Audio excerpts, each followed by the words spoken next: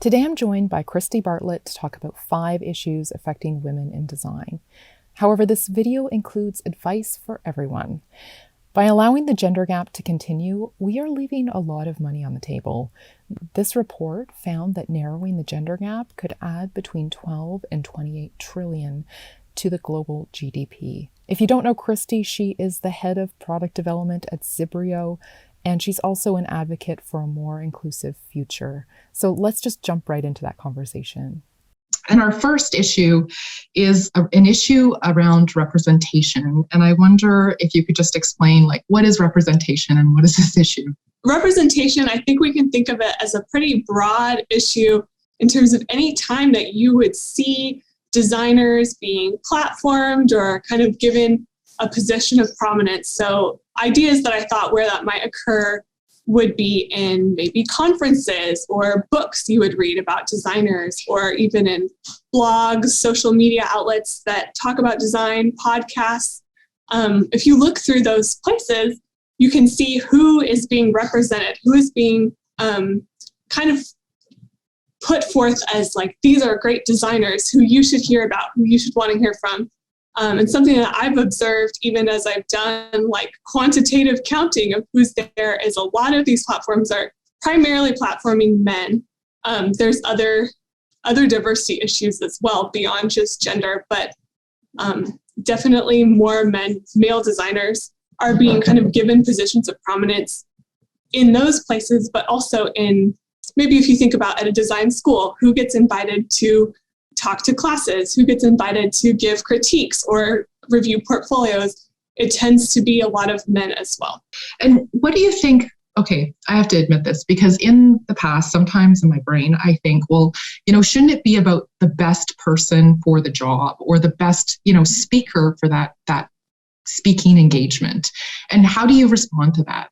I think a lot of us would like to believe that we are able to give an unbiased assessment in selecting who is the best. But especially when it comes to design, it's not like a running race where we've got a stopwatch to figure out who was the best. A lot of this is very subjective. So we might want to question our definition of best. What standards are we using to decide who is best? And it would be really difficult for anybody to set forth saying, I'm completely objective in my assessment of who's the best. So I think if somebody says, well, I just chose the best person every time and it was a man every time, I would just assume that means that their definition is quite biased and needs to be reevaluated. Yeah, one thing when I think of I think I mentioned this to you, but our Prime Minister here in Canada, Justin Trudeau, when he first came to office, he's like, okay, 50% of my cabinet is women. Mm-hmm. And essentially giving women 50% of the opportunities available. And what's interesting is since then I've done a little bit of reading about politics, and that's one area where women are very much underrepresented, but also that politics can have a huge impact on as a role model and actually change the society and how for other women in other industries. So personally, I'm kind of curious to see what happens after he leaves office, and if that has what kind of effect that has had. Yeah, I agree. I think that those things can have a trickle-down effect. I think you see that a lot in sports too, when, Dominique Dawes was one of the first Black gymnasts to win an Olympic gold medal, and then later on you have Simone Biles and more Black women in gymnastics. I think you can see so many examples of people who kind of blaze a trail and set an example, and then younger people can look up and say, oh, if she could do that, maybe I could do that too. Right. Yeah, totally. So our second issue is the pay gap. And I've had my own experiences with this, but maybe you can elaborate.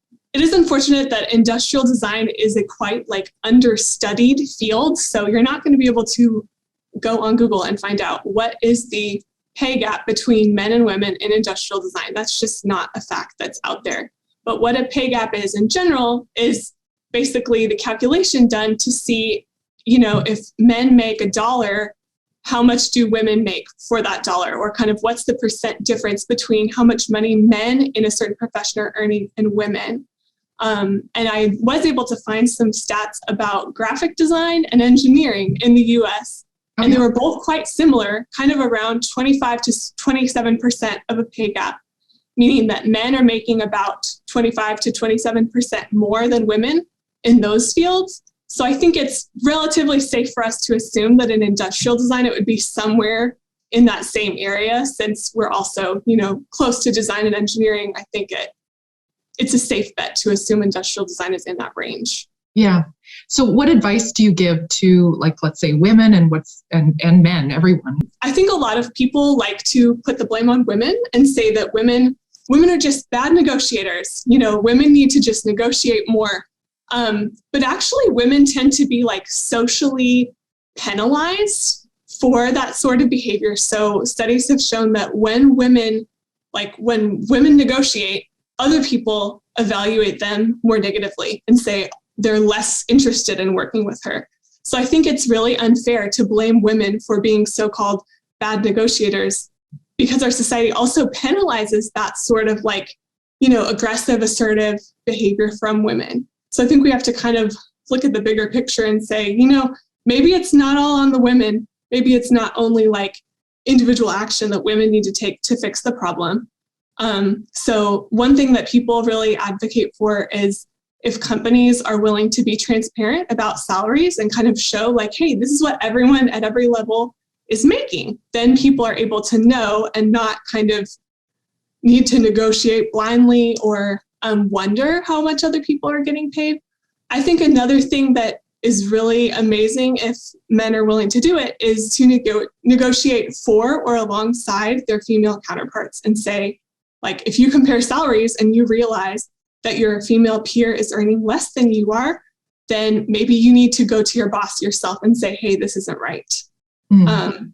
I think that could make a big impact if men in the workplace are also willing to kind of share the burden and say, we want to be an equitable workplace. Let's work together to make that happen. Yeah. Yeah, it's funny. You mentioned about the women ask for raises and promotions. I found this study, this Harvard Business Review study, that says that women actually ask for raises and promotion as often as men. They just don't receive them as often. And it's, they get, women obtain raises 15% of the time, while men obtain a pay increase by 20% of the time. What about advice for women? Because I actually just went through a job search and new job. I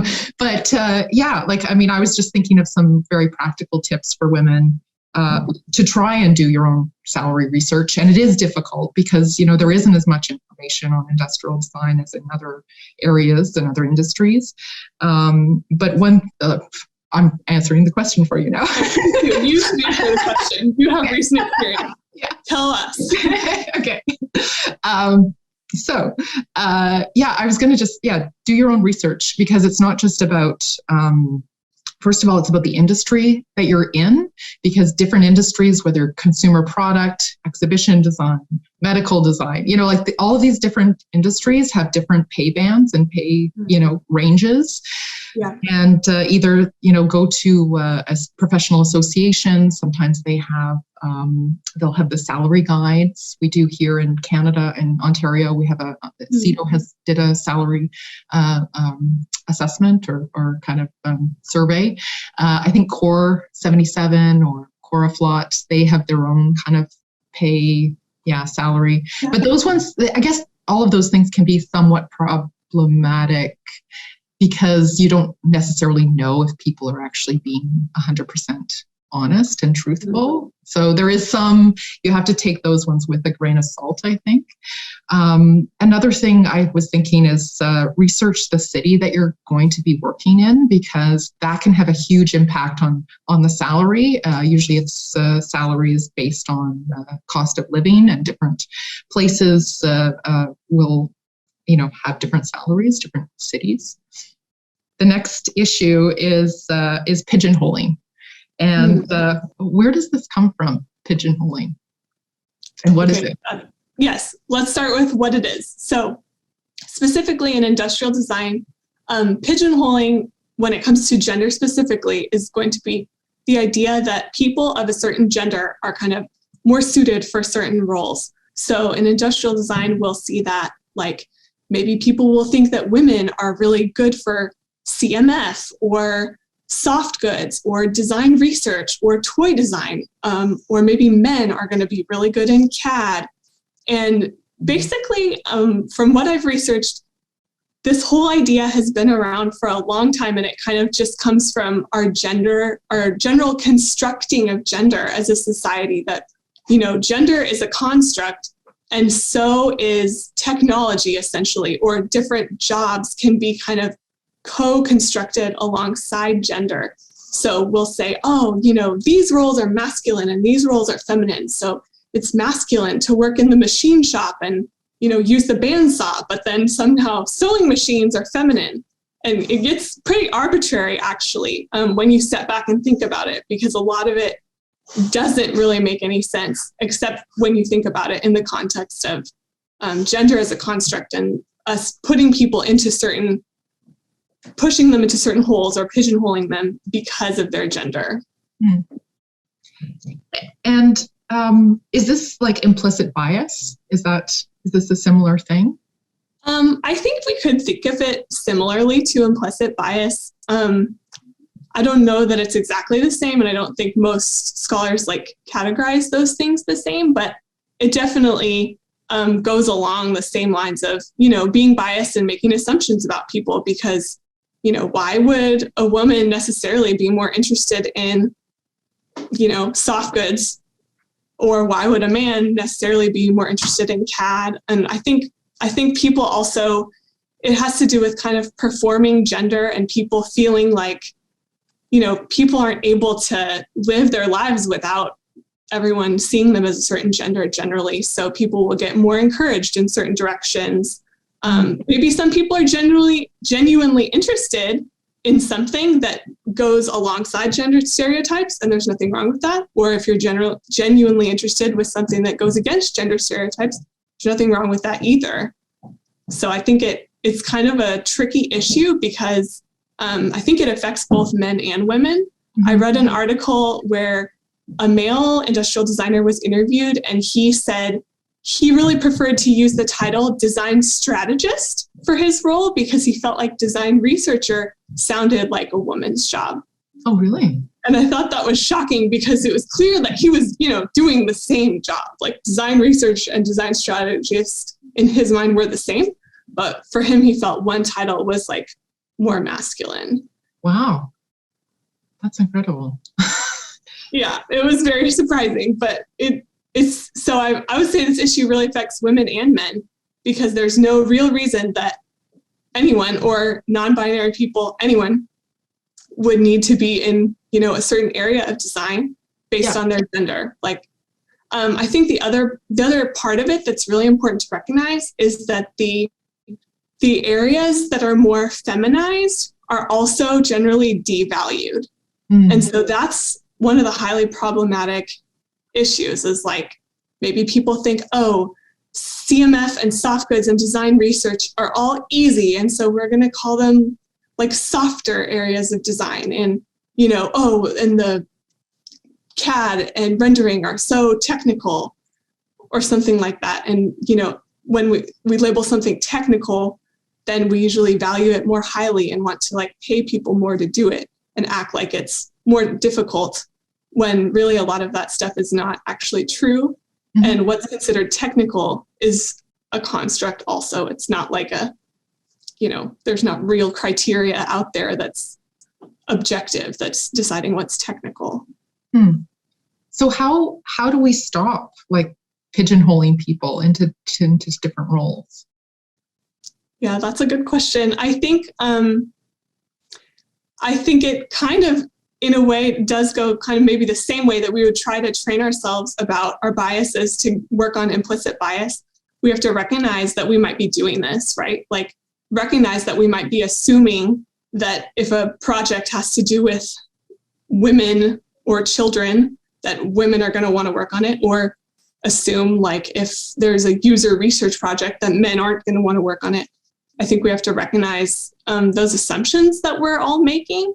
And then especially we need to stop doing the devaluing of the roles that are associated with women. One thing I noticed just thinking about the past couple of years, like what are the designs that everyone wanted to talk about and were so controversial and exciting? It's like a video game console and a truck, right? Like, you know which ones I'm talking about. Everyone knows which designs I'm talking about.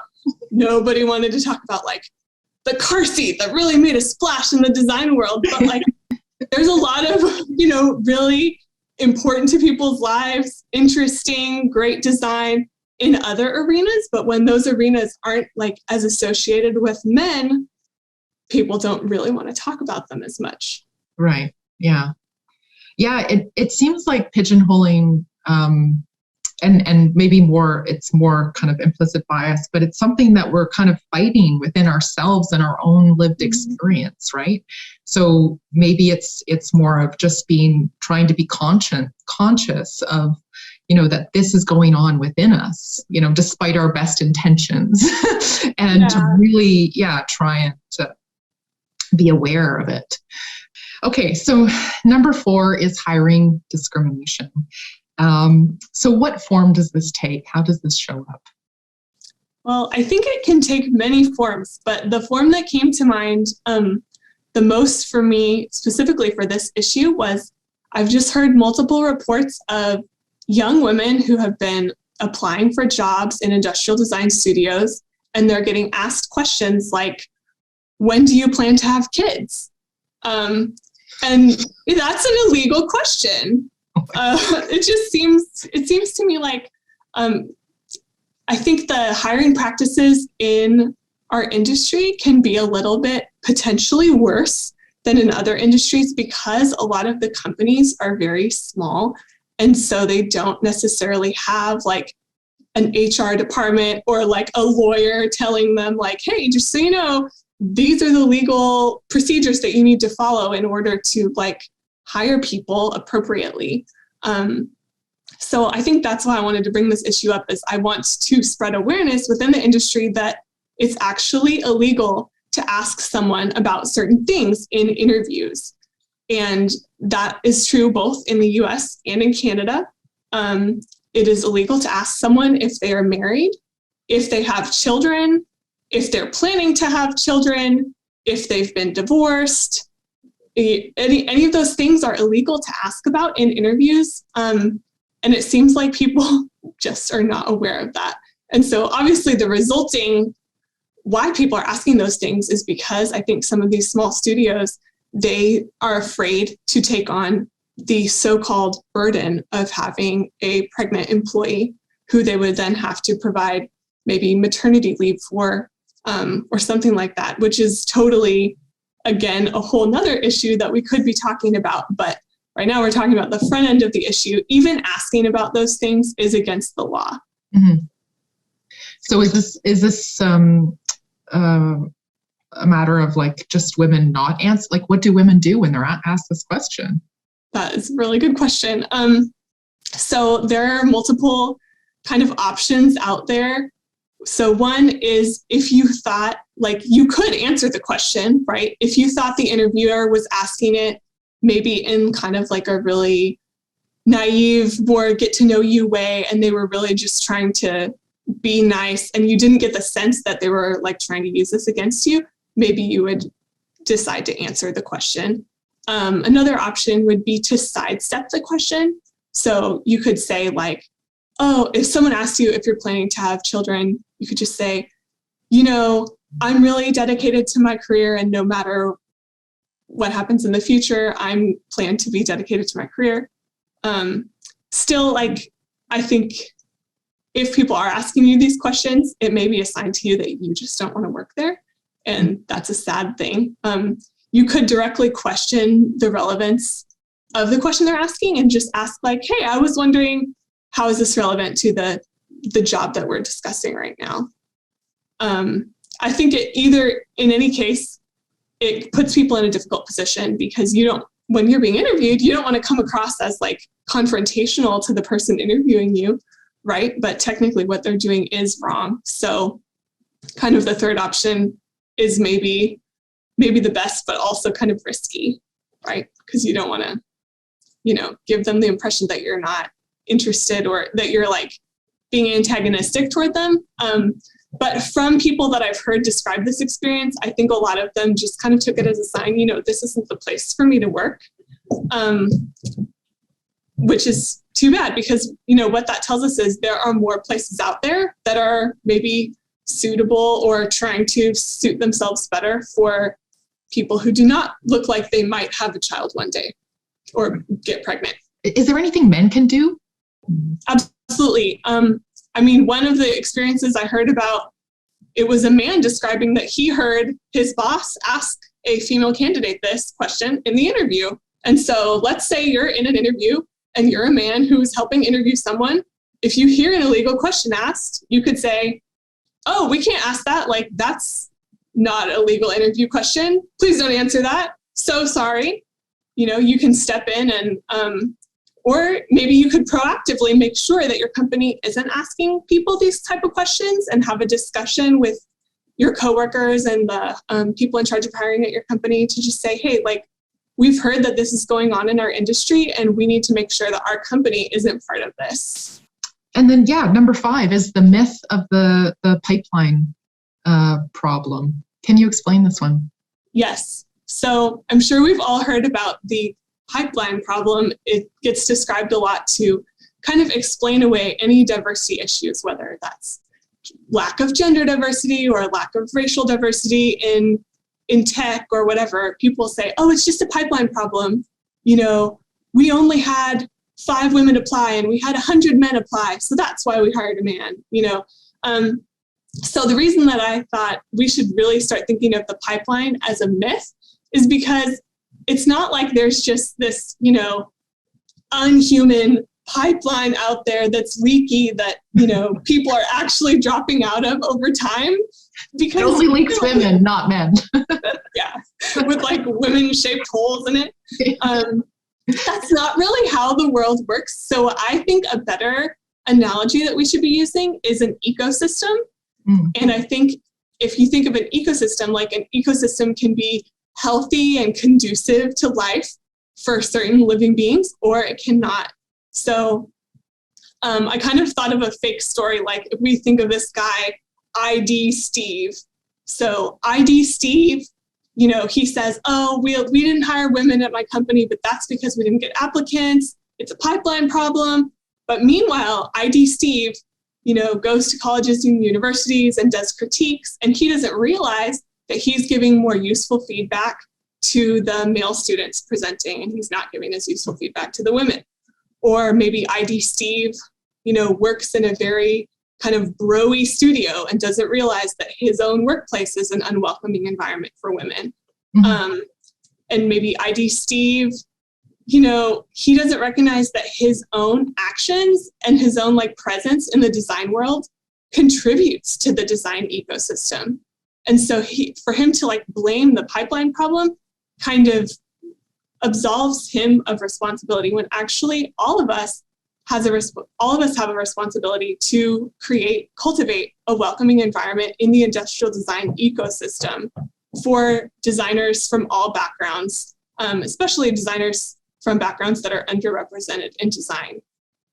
You know what, actually, while you were talking, I was thinking of the maybe this is a little bit going tangent, but the role of let's say more influential designers in the community and the kind of impact that they can have on the community.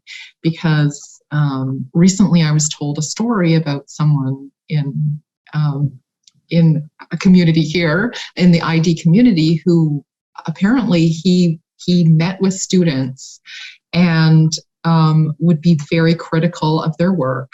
And this is maybe not so much a gender issue, but it's more of, he would be very critical of their work and he would essentially tell them not to become an industrial designer. And the reason he did it is because he did not want competition. So I just wanted to add, even though it's not necessarily a gender issue, I wanted to add also that for younger students or younger designers, keep in mind that when you are getting these kind of critiques from people who seem like they're part of, they're someone important, to always take it with a grain of salt. You don't know what their intentions are.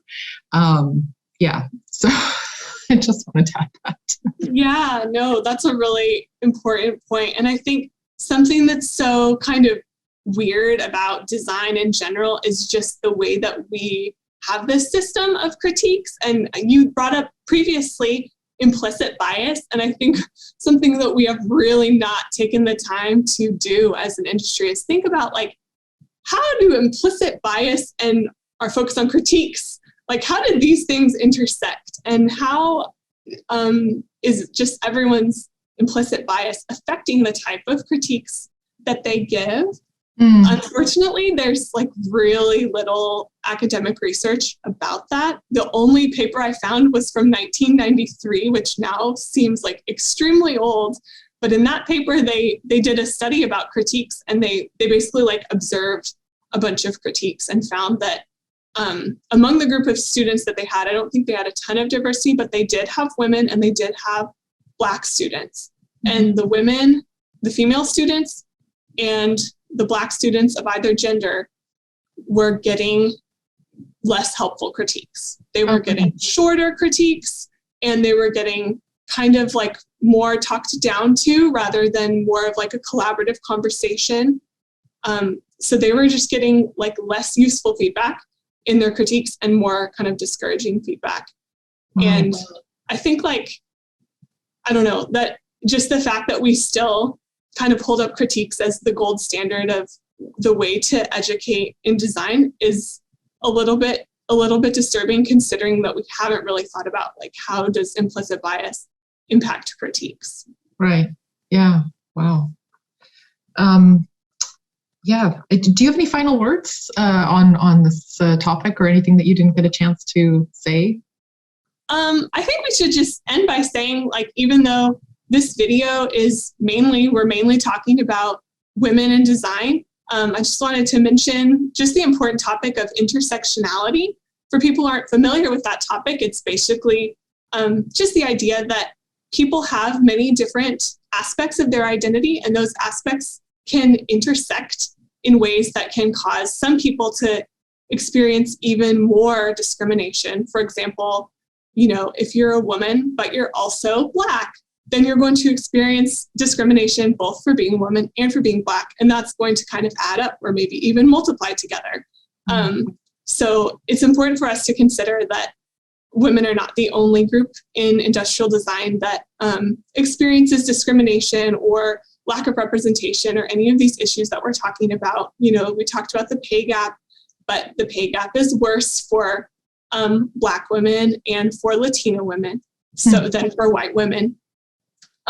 So I think we should just end reminding ourselves that we haven't really talked about race, disability, the broader spectrum of gender, including non-binary individuals, and we haven't talked about sexual orientation. And all of these things are also impacting industrial designers. So maybe we have other videos about that in the future, but I just wanted to mention that. Yeah, no, that's great. The other thing I just wanted to mention, and I don't know if you have other sort of places that people could go to for support, but the first one that comes to mind is the Unified Discord. And if anyone who's watching this is interested, just leave a comment and send me an email or something, and I can send you a link. But it's for women and non-binary. It's a very supportive community. I don't go in there often enough, but I always enjoy it. I feel like it's a very supportive environment. Do you have any other places for women or non-binary folk? I mean, in terms of places, I think there's also various conferences put on by IDSA that are women focused, and those are a good opportunity to network with other women in the design industry who can, serve as mentors or give advice. And then people are always welcome to reach out to me if you want to hear more about the references that we talked about in this discussion, or anything like that. Okay, awesome. Well, thanks so much, Kristi. It's been great to talk to you. I learned. Yeah, thank you for having me. Thank you. Okay.